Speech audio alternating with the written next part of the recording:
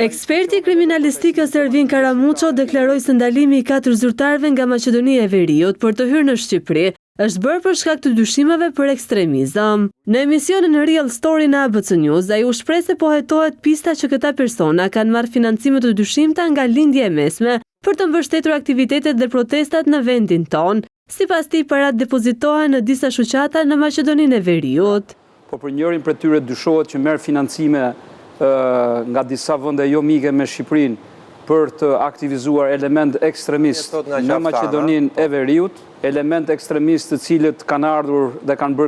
qenë pjesë edhe e protestave në Shqipëri, por nuk ka të bëjë drejt për drejt me protestën kjo, por do të bëjë me një aktivitet të vazhdueshëm të disa prej elementëve, ju them, ekstremist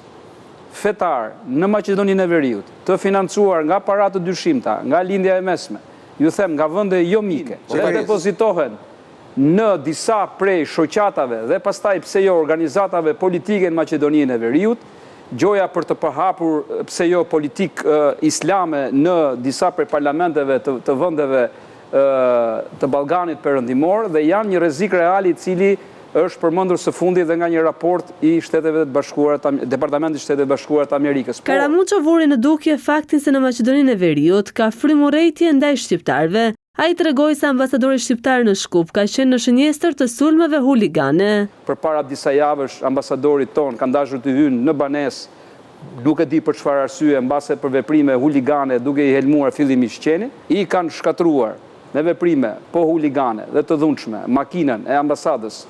në mes të Shkupit. Deputetja e Partisë Socialiste Sara Mila u shpreh keqardhur që në situata të tilla shqetësuese të përfshihen zyrtar shqiptar. Që është kryet herës ka pasur një vërtetësi tek ato çfarë ne kemi shprehur për një dëshirë dashakeqe të disa elementëve të caktuar, ardhur edhe nga rajoni, vjen shumë keq ta them edhe nga fshinjët tanë, cilët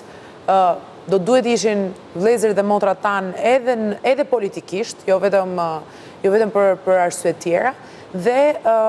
fakti që është përëndësuar nga ana jonë, që ka një dashakisi dhe dita ditës vërtetohet me episode të tilla, ky në fakt është një tregues që gjithashtu kërkon një vëmendje.